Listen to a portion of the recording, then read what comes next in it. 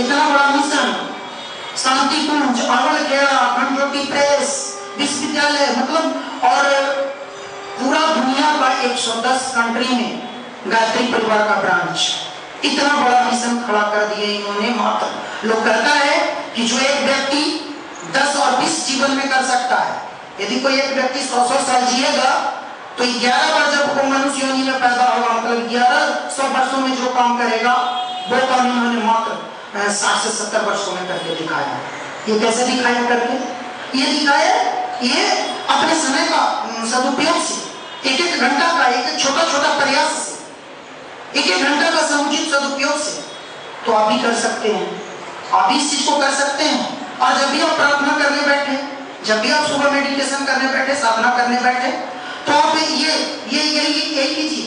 अपनी तरफ जितना भी प्रार्थना होगा, चाहे आप स्कूल से प्रार्थना करते आ रहे होंगे, बचपन से प्रार्थना करते आ रहे होंगे, जितना भी प्रार्थना करते आ रहे होंगे, किसी भी प्रार्थना में आप ये नहीं भाव देखे होंगे कि हमें इतना धन दे दो, इतना ये दे दो, इतना ये दे दो। किसी प्रार्थना का अर्थ ऐसा है, आप स्कूल में भी जो प्रार्थना किए होंगे उसके अर्थ पे गौर करें, उसके भाव पे गौर करें।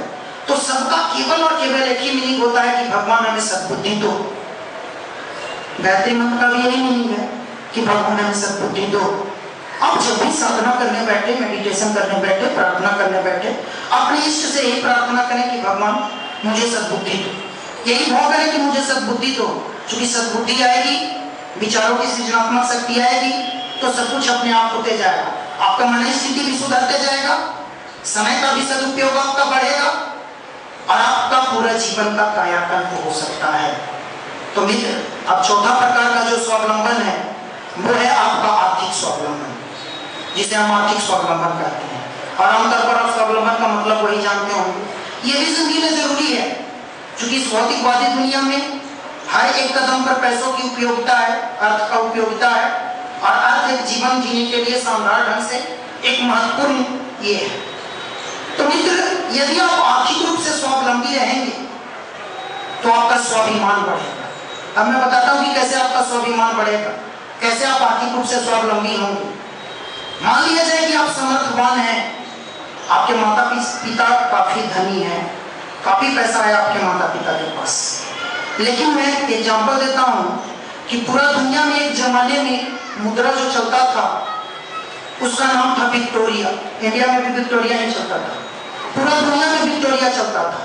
और वो विक्टोरिया पर आप देखेंगे कि एक लेडी का फोटो छपा हुआ रहता था। अभी भी आपको चांदी का वो रहता था और उस पर विक्टोरिया का फोटो छपा हुआ रहता था। वो महारानी विक्टोरिया का फोटो रहता था। महारानी विक्टोरिया, जिसका पूरा दुनिया में मुद्रा चलता था, जिसके नाम पर पूरा दुनिया में, पूरा वर्ल्ड में। मित्र, वो भी अपने जीवन यापन के लिए टेलरिंग का काम करती थी, क्योंकि उसके पास सब कुछ था, अपार खजाना, अपार दौलत, सब कुछ भरा हुआ था। आप देखिए कोलकाता में विक्टोरिया पैलेस भी, यूथ लोग जाता है वहां तो अक्सर वहां विजिट करने जाता है। यूथ का आकर्षण केंद्र बना रहता है विक्टोरिया पैलेस, उसी के नाम पर है वो विक्टोरिया पैलेस। वो महारानी विक्टोरिया टेलरिंग का काम करती थी, छोटे छोटे बच्चों का कपड़ा सिया करती थी। क्यों? उसे तो उसकी आवश्यकता नहीं थी, हर कुछ था उसके पास, आर्थिक दृष्टि से धनाढ़ थी, मजबूत थी। लेकिन क्या उसको जरूरत थी?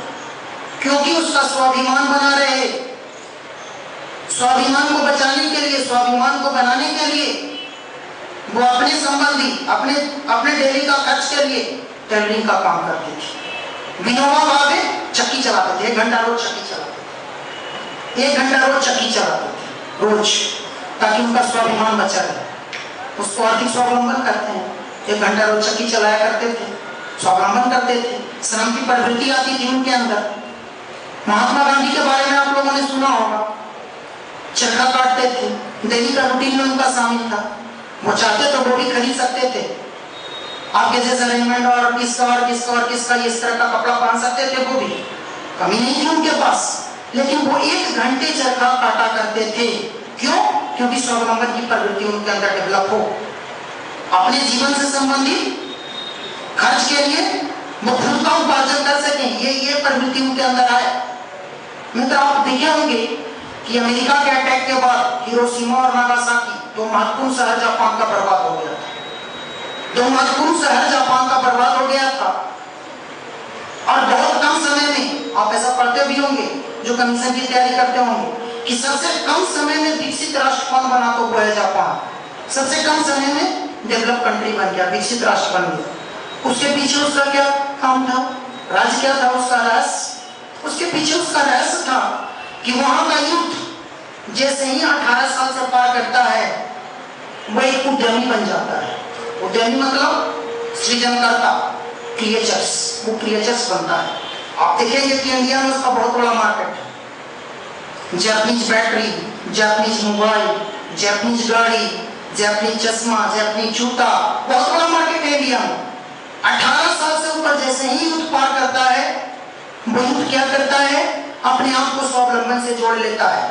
जबकि बहुत अच्छा है, उसके घर में स्थिति अच्छा है, आर्थिक स्थिति बढ़िया है, माँ बाप उसका अच्छा उपार्जन कर रहे हैं, लेकिन फिर भी अपने आप को वो जोड़ लेता है उससे।